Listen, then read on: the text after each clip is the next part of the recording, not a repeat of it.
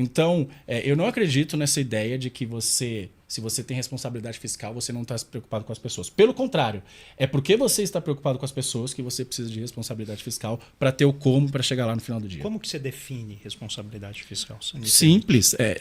Eu fico surpreso de você fazer uma pergunta dessa, porque deveria ser óbvio, né? Basicamente é você gastar menos do que arrecada, ou pelo menos ter uma previsibilidade da sua dívida. Por isso que uma regra fiscal é importante. Porque por mais que ela não seja boa, ela vai te dar uma previsibilidade daquilo que você sabe quanto que vai estar a dívida daqui 5, 10, 15, 20 anos. Então a previsão é importante. Não necessariamente você ter superávit todo ano, a gente sabe que o endividamento dos países vão aumentando, né? Mas que você saiba mais ou menos quais são as regras que você precisa cumprir.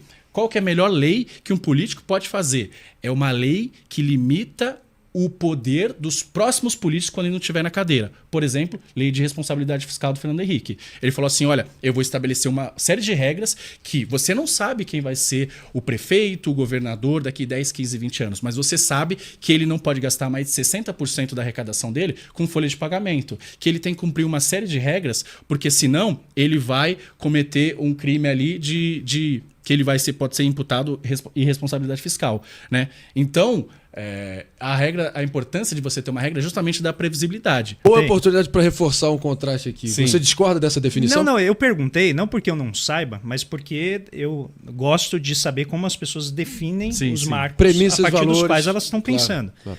Então, e você notou que ao longo da tua resposta você deslocou o eixo. Porque você começou de um ponto de vista incrivelmente austero. Exato.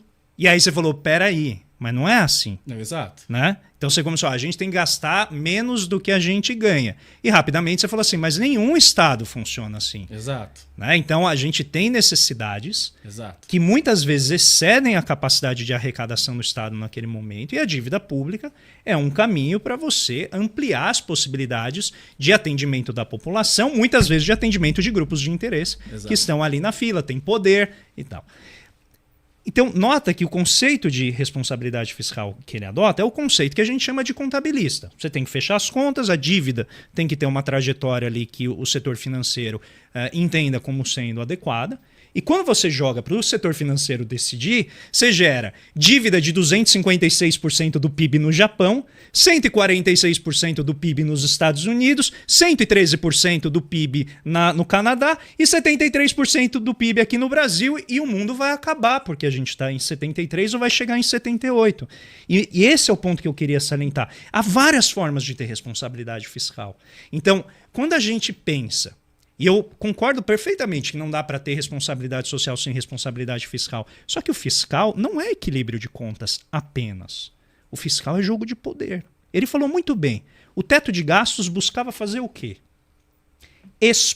Explicitar os conflitos distributivos. Ou seja, mostrar quanto que o judiciário ganha, revelar os privilégios do legislativo. Fez tudo isso. Não mudou nada. A reforma da Previdência foi aprovada e celebrada por amplos setores liberais da sociedade e excluiu os setores particulares. Nota, a questão é, isso é responsabilidade social? Ter uma política, uma reforma que é feita e ela isola determinados grupos com profundos privilégios. E eu gostei muito de um tweet seu em que você fala assim, as Forças Armadas deveriam investir mais em ciência e tecnologia. Estou com você. Grande parte do gasto das Forças Armadas é pessoal. Que está fazendo o quê? Se o Brasil não tem guerra, não tem nenhum conflito armado. Ou seja, tinha que investir mais em ciência e tecnologia. Eu não acho que isso é responsabilidade fiscal, ainda que a dívida esteja, eventualmente pelo teto de gastos, sendo estabilizada. Eu não acho que é responsabilidade fiscal quando você tem uma deterioração dos serviços públicos. E note, eu não estou nem falando aqui da minha visão. O Bolsonaro, no final de 2022, quando ele já tinha perdido a eleição, ele vai lá de joelhos, vota a PEC da transição, porque senão eu não vou conseguir pagar a bolsa de estudo. Sim. Ou seja, a responsabilidade fiscal que a gente tem que pensar, e aí, Léo, eu tenho uma visão diferente, que pode ser que o marco fiscal não dê certo. Toda regra tem esse problema. Toda regra. Nenhuma regra é escrita na pedra e funciona do jeito que a gente quer. Mas ele está olhando para quem não paga. Se ele vai conseguir arrecadar, se ele vai conseguir tirar os 90 bilhões de isenções automáticas que existem no Congresso Nacional ou não, se ele vai conseguir, né, arrecadar a partir do preço de transferência, se ele vai conseguir eliminar, né, os problemas de inserção ali no PIS e COFINS que existe a partir do ICMS, eu não sei. Mas a responsabilidade fiscal que não sacrifica programas sociais é a responsabilidade fiscal que eu defendo. O próprio Paulo Guedes vai ficar marcado aí nos anais da história como o sujeito que demoliu esse teto, sem considerar as circunstâncias aqui, mas o fato é esse. Como é que você enxerga? Faz sentido isso ou não? O problema não é a regra. O problema é que qualquer regra que você põe aqui, sempre as pessoas vão dar um jeito de burlar a regra. Você quer ver um exemplo? Para que era a contabilidade criativa?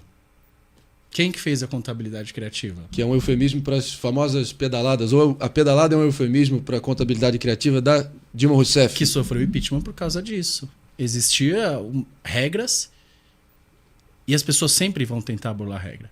Então, uma regra fiscal ela tem que ter algumas características. Tem que ser transparente, né, simples. Então, se for muito complexa, é fácil você burlar a regra. Tem que ser crível. Falar, olha, eu vou conseguir cumprir. Né? E tem que ser restritiva. Ela tem que incomodar. Uma boa regra tem que incomodar. E fez o teto de gastos, que não tinha cláusula de escapes, mas ali foi muito importante para quê? Para dizer as prioridades. Não quer dizer que você, por exemplo, não podia gastar mais com a educação, mas sim, se você quer gastar mais com a educação, você tem que reduzir outros gastos. Por exemplo, da elite do judiciário. Por exemplo, do funcionalismo público. Por exemplo, das campeões nacionais. Você poderia fazer. Os vesperos da República. Exato. Então ele te dava prioridades. Qual é o problema do arcabouço fiscal? Ele não é tão simples. Ele tem mais cláusulas de escapes. Isso é verdade, isso é bom. Mas ele não é tão restritivo. E o mercado não enxerga ele como bastante crível. Porque nas metas que foram colocadas ali, você diz que vai ter uma meta lá de superávit e de repente você tem 400 bilhões de subsídios, que é 4,3% do PIB mais ou menos. Para o mal, qual foi ali a mais questionável? Reforma trabalhista, talvez é a que geralmente acirra ódios e paixões. Eu acho que a pior de todas, disparado, agora o Léo vai até pular da cadeira, é o teto de gastos. Mas assim, eu nunca vi algo tão draconiano, com todas as limitações, com todos os problemas de desenho que ele tem e que se mostrou depois. E hoje eu estava lendo, que é o Marcos Mendes, ele é um dos idealizadores do teto de gastos. E eu achei muito revelador do ponto de vista psicanalítico que ele colocou numa frase solta sobre o BNDES, ele falou assim: quando você tem uma regra e ela entra em choque com a realidade, pior para a regra. Isso é a típica cabeça do economista. A gente faz uma regra que, infelizmente, ignora a política. E quando chega na política, a política revela as limitações daquela regra. E eu acho que o teto de gastos foi talvez um dos maiores erros que a gente já cometeu na história da gestão da política fiscal. Não porque ele não tivesse uma boa intenção, mas porque ele foi tão mal desenhado, ele ignorou tanto a dinâmica política brasileira, que o resultado foi esse. Foi gerar uma desorganização, uma desarticulação institucional, que fez com que a gente tivesse um semi-rei no Brasil, que é o Arthur Lira agora, e a gente desorganizou a política fiscal a ponto de gerar um rombo de 4,5% do PIB, que é essa bomba fiscal que foi gerada, né, pelo governo Bolsonaro. E, na minha visão, isso está indissociadamente ligado ao teto de gastos. A gente olha para a economia e acho que aqui que eu queria demarcar um pouco a nossa diferença com relação ao governo Temer. Ele fez várias coisas que estabilizaram a economia. Isso é indiscutível. Tá? Mas ele também levou e agravou um problema de desenvolvimento que a gente teve, né? Essa sim é a real década perdida. A nossa renda per capita estagnou, ela regrediu. A gente teve o que eu considero ser uma maquiagem das estatísticas de emprego, porque quando você faz a reforma trabalhista, o conceito de emprego muda. O conceito de emprego formal se transforma. Se você olha pela lógica de ajuste de mercado, no sentido de você estar num país periférico, em que as margens de lucro elas tendem a sofrer influência, né, de concorrência externa, tendem a sofrer influência de multinacionais que estão atuando aqui, a gente tem muita empresa estrangeira. Então é inevitável que, dado o arranjo que a gente vê globalmente falando, o ajuste vai se dar no salário. Ele se dá no salário. Ou se ele não se dá nos salários, ele vai se dar nas condições de trabalho. E aqui não faltam exemplos de como, quando você deixa, né, o sistema capitalista funcionar sozinho, ele afunda com bilionários dentro buscando ver o Titanic. Porque reduziram gastos com segurança. E o ponto-chave é como que a gente consegue equilibrar essa eficiência que a gente busca, que é produzir mais, usando menos recursos, mas sem descuidar das pessoas. Eu não estou falando só do plano da política pública, de fazer transferência condicional, de fazer Bolsa Família. Eu estou falando no plano da economia, do dia a dia das pessoas, onde o Estado não chega. Eu não lembro, na minha vida, de ter visto tantos casos de trabalho escravo. E eu sei que todo mundo aqui vai se sensibilizar e falar, isso é um absurdo. Mas, novamente, essa é uma economia que está funcionando. E ela não consegue ser desligada da relação que a gente tem com outros países, das relações comerciais que a gente estabelece. E, nesse ponto, eu acho que o Brasil, como outros países, precisam proteger a sua economia. E, nisso, a pandemia foi pedagógica. Porque a gente vinha num caminho de questionamento desse conjunto de premissas que o Léo está defendendo aqui, e o mundo falou assim, olha, legal, vocês tiveram 40 anos para fazer. O FMI, André, ele publica um artigo em 2016 de 4 pesquisadores que ele diz neoliberalismo, o FMI, neoliberalismo, propaganda enganosa, oversold.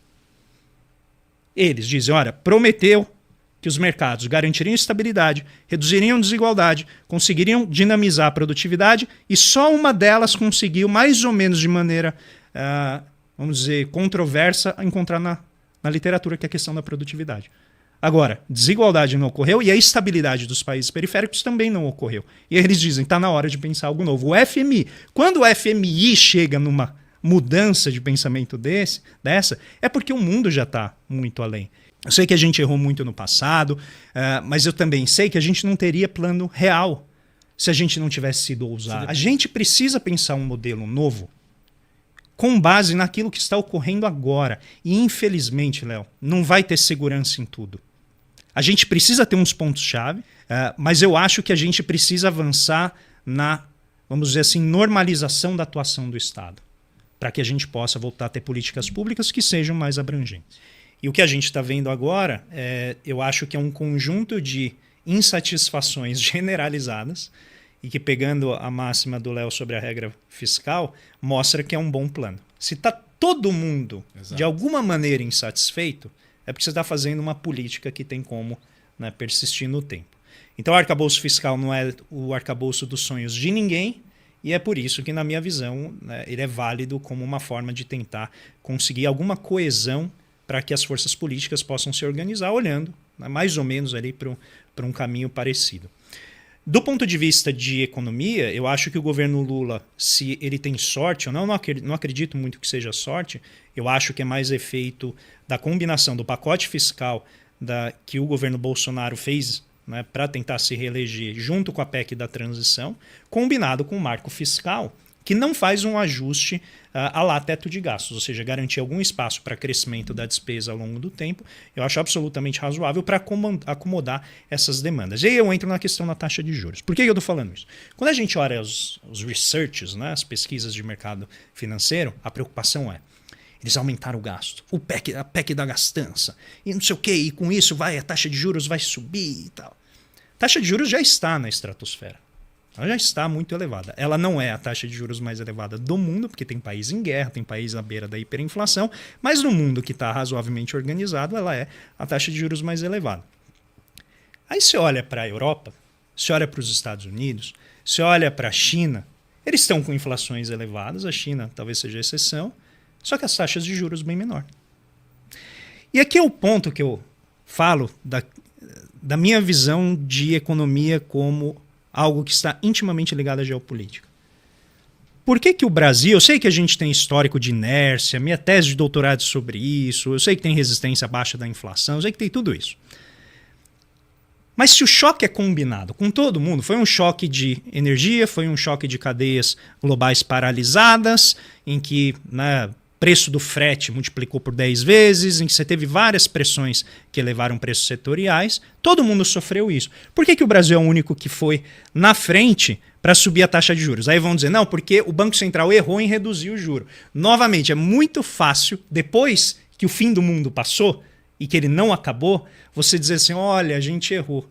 Na época era o fim do mundo, e na época do fim do mundo você reduz as taxas de juros até ponto em que isso acalma a sociedade, se joga água na fervura. Os bancos centrais do restante do mundo estão fazendo o quê? Moderando a elevação das suas taxas de juros, porque eles estão investindo pesadamente na transição energética. Então, eu perguntei para o Léo o conceito de responsabilidade fiscal dele, porque o país que emite a moeda de reserva, ele está 40 anos em déficit fiscal, ele está 40 anos em déficit comercial. E ele faz isso porque ele pode imprimir a moeda que todo mundo utiliza. O Brasil não tem essa capacidade, mas a gente tão pouco está à beira do penhasco fiscal. E aqui vem o ponto, André.